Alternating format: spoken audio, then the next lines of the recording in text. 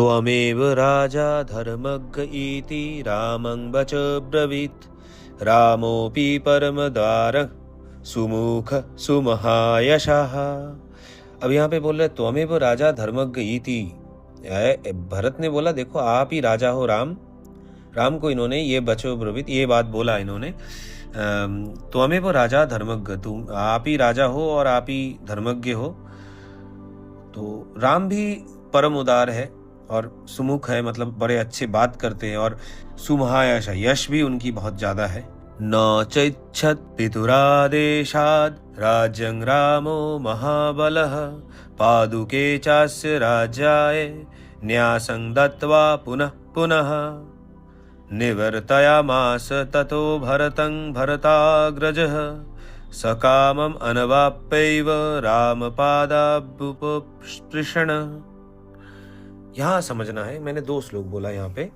ये श्लोक जो है श्लोक नंबर 37-38, प्रथम सर्ग बालकांड प्रथम सर्ग नारद वाक्यम श्लोक 37-38। तो राम बोल रहे हैं कि न चैच्छत, उन्होंने बोला मैं भी इच्छुक नहीं हूं, पिता के आदेश में राज्य तो मैंने त्याग कर दिया, तो अब क्या किया जाए, आप मैं तो नहीं बैठूंगा। तो फिर भरत ने बोला फिर आप अपने चरण जो युगल जो है आपके जो पैर के जो जूते हैं वही दे दो, पादुके ही दे दो। तो पादुके ही उन्होंने मांगा, फिर वही ले गए और वही उनको बार बार बोला कि ठीक है मैं तो नहीं जाऊंगा, मैं नहीं कर सकता, ऐसा इन्होंने कहा। क्योंकि पिता की वचन, मैं शुरुआत में जब इंट्रोडक्शन किया तब बोला था कि पिता की वचन जो है वचन तो वचन ही है, ये राम ने तो मान ही लिया है। तो अब यहाँ पे वो तो नहीं जाएंगे, लेकिन उनके पादुका के साथ भरत राज्य शासन करेंगे। ये अगले श्लोक में यही कहा गया कि राम जो है भरताग्रज राम और भरत, तो भरताग्रज जो राम है वो भरत को बार बार ऐसे ये निवर्तयामास, मतलब इनको निवृत्त किया। बोला नहीं मैं नहीं जाऊंगा, आप करो, आपको मैं पादुका देता हूं, आप जाओ। और सकाम मनवाप्यैव, तो ये कामना भरत के मन में था कि अब ठीक है कि राम आए, लेकिन फिर ये कामना पूरा नहीं हुआ। ये लेके फिर वो जूता लेके उनके आगे और उनके पैर चरण स्पर्श करके आगे राम पादा उपस्पृशन, राम पादो उपस्पृशन, तो राम के पैर छुए और छू के उनके पादुका लेके वो चले गए। कहाँ गए? नंदीग्रामे करोद्राज्यं रामागमन कांक्षया गते तु भरते श्रीमान सत्यसंधो जितेंद्रियः। नंदीग्राम में अकरोद्राज्य, नंदीग्राम में यहाँ ऋष्य है, नंदीग्राम में राज्य पालन ये कर रहे हैं और राम के आगमन की आकांक्षा कर रहे हैं कि राम आएंगे। कौन? ये भरत की बात हो रही है। गते तु भरतं, ये भरत की नाम बोल रहे, भरते श्रीमान सत्यसंधो जितेंद्रिय। इस श्रीमान सत्यसंधो जितेंद्रिय ये किसको बोला जा रहा है? श्रीमान जो है, मैंने कहा कि यहाँ पे राम के बारे में बोला गया था, जितेंद्रिय जितक्रोध राम के बारे में, सत्यसंधो राम के बारे में बोला गया था। तो ये हम ये समझ सकते हैं कि यहाँ पे राम की बात ही हो रहा है कि राम के आगमन की आकांक्षा उनके मन में है, इच्छा है भरत के अंदर। जो राम कौन है? वो श्रीमान सत्यसंधो जितेंद्रिय। रामस्तु पुनरालक्ष्य नागरस्य जनस्य च तत्रागमनम् एकाग्रो दंडकान प्रविवेशः। तो इसके बाद क्या हुआ कि राम ने देखा कि अब ये तो आ गए चित्रकूट में, भरत सभी आए और पादुका लेके चले गए, लेकिन इतना लोग आ चुके हैं राम के पास, अब तो लोग आते ही जाते रहेंगे, तो अब तो इस जगह पे रह नहीं सकते। तो इसीलिए नागरस्य जनस्य जब पुनरालक्ष्य, नगर जन के लोगों ने फिर से उनको देख लिया है, इसीलिए उन्होंने, कोई कह सकता है कि अपवित्र बात पवित्रता का नहीं है। बात है कि वनवास में गए हो ऋषियों की तरह रहने के लिए। अब अगर इस तरह से राजा की तरह वहां वन में बैठ के नगर के जन आते रहेंगे तो राज तो वो वन में बैठ के भी कर सकते हैं, फिर इस बात की कोई वनवास में जाने का कोई मतलब होगा नहीं। तो इसलिए तत्र गमनम एकाग्र, इसके लिए कि इतना लोग, और ये जो ध्यान जब तब करेंगे इस दौरान 14 साल में, ये तो नहीं कर सकते हैं क्योंकि इतना लोग आ जाएंगे। तो तत्र गमनम एकाग्र, सारे फिर लोग जो है, ये 3 लोग थे, ये यहाँ से चले गए एकाग्र रहने के लिए। दंडकान प्रविवेश, दंडकारण्य में प्रवेश किए। प्रविश्य तु महारण्यं रामो राजीवलोचनः विराधं राक्षसं हत्वा शरभंगं ददर्शः।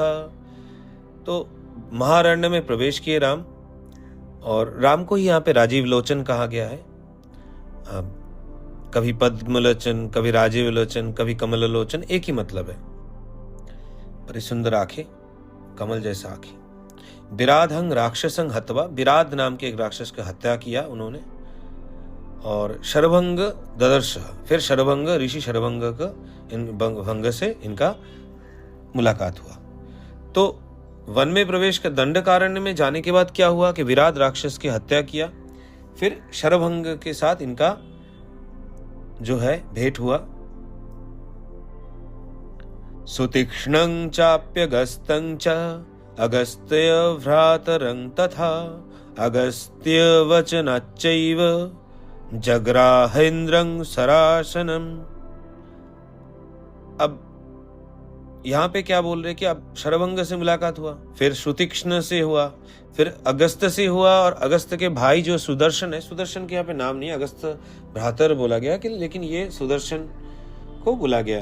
तो ये सब आए, ये जो ऋषियां है ये वहां थे, ये या तो दंडकारण्य में थे, या तो राम के कारण आए थे, या जो भी कारण है, विराट राक्षस की हत्या करने के बाद शरभंग से इनका मुलाकात हुआ, और सुतीक्ष्ण अगस्त मुनि और उनके भाई सुदर्शन के साथ इनका मुलाकात हो गया। और अगस्त बचनाच्चैव, माने अगस्त ने कुछ बोला, इसीलिए जग्राहेन्द्र। अब जग्राह मतलब राम ने कुछ लिया। इंद्र शरासनम, यानी इंद्र के जो शरासन है, शरासन के मतलब धनुष और बाण होता है। ये बेसिकली धनुष और उसके जो रखने का जो चीजें है, मतलब धनुष और वो जो भी है, जनरली शरासन के मतलब धनुष होता है, लेकिन धनुष और उसके साथ जो भी है बाण, जो उसके तुनीर है जिसमें रखते हैं तीर को, ये जो भी है इंद्र से इनको ये मिल गया अगस्त के वचन में। अगस्त ने इसको फैसिलिटेट कर दिया।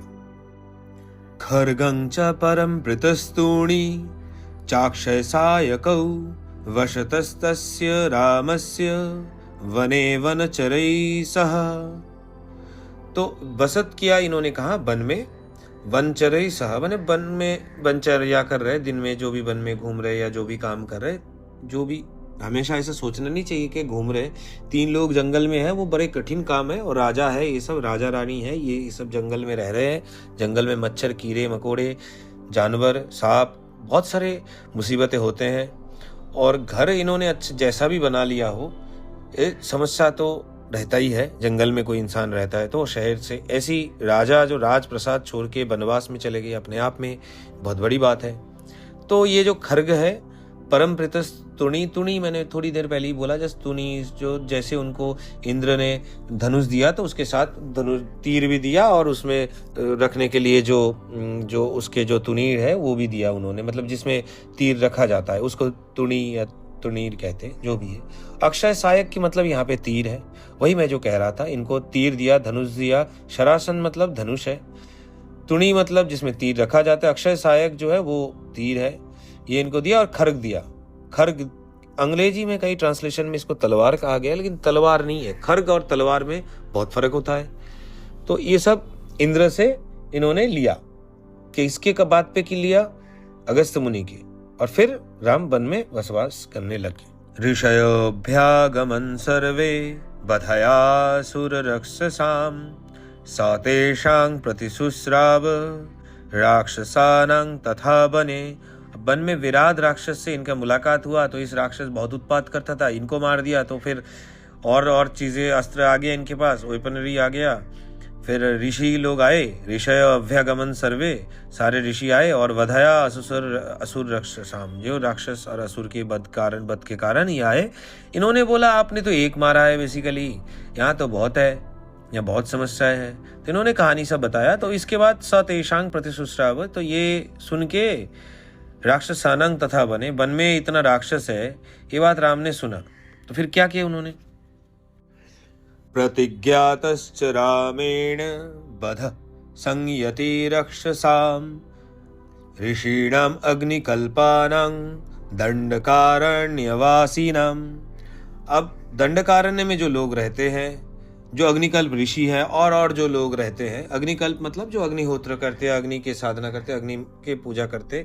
देखिए, अग्निकल्प मतलब हमेशा अग्नि की पूजा नहीं है, ये वो ऋषि है जो अग्निहोत्र करते हैं, अग्नि की व्यवहार वो जानते हैं कि पूजा पाठ में अग्नि की व्यवहार क्या, कि अग्नि जो है पूजा में पुरोहित का रोल प्ले करता है, क्योंकि वो अग्नि है जिसके थ्रू हम अपने जो पूजा पाठ जो है, अपने जो भी हमारे कामनाएं, मनोकामनाएं या जो हम आहुति देते हैं वो देवताओं तक हम पहुंचाते अग्नि के सहारे ही।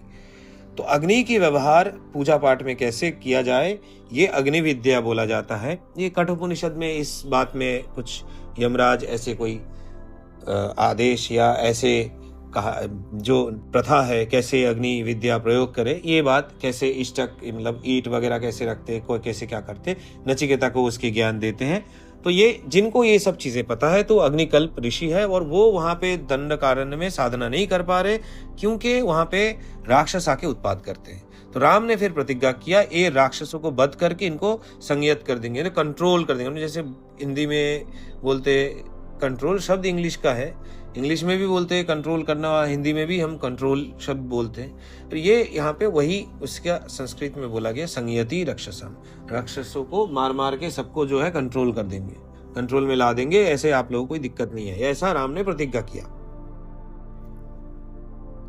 तेन तत्रैव वसता जनस्थान निवासिनी विरूपिता शूर्पणखा राक्षसी कामरूपिणी।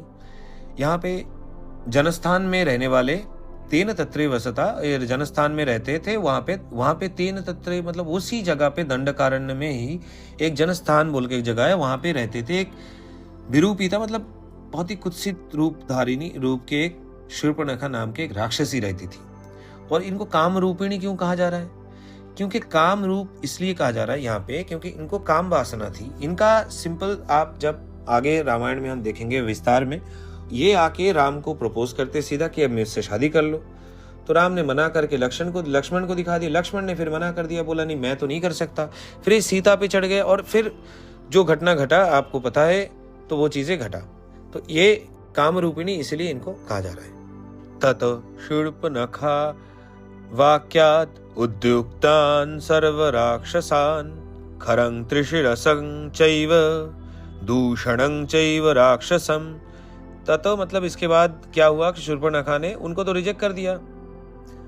अब उनको रिजेक्ट कर दिया, शूर्पणखा आए थे, उनको रिजेक्ट कर दिया, फिर वो चले गए, वो जाके उद्योग लिए कि सारे राक्षसों को बताएंगे। अब उनके 3 भाई वहां पे थे, उसी आसपास में रहते थे, और वहां पे पूरी दक्षिण भारत में बहुत ही ज्यादा उत्पात मचाते थे।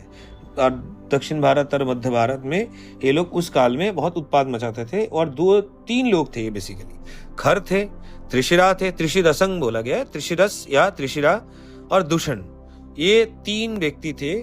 और 3 जो राक्षस थे, इनका काम था आके उत्पात मचाना। तो ये 3 जो है ये राम पे हमला कर दिए। निजघान रणे रामस तेषां चैव पदानुगान वने तस्मिन् निवसता जनस्थान निवासिनाम। अब ऐसा हुआ कि जब युद्ध करने आए और ये 3, तो इनको तो राम ने मार दिया, और पदानुगान मतलब इनके फुट फॉलोअर, ये जो सेना लेके आए थे सबको मार दिए। तो बने तस्मिन निवसता जनस्थान निवासिनाम। तो ये जो जनस्थान के लोग थे, इनके वन में रहते हुए जो जनस्थान के निवासी थे, इनमें जो है असुर थे, असुरों को इन्होंने मार दिया। ये आगे और व्याख्या करेंगे।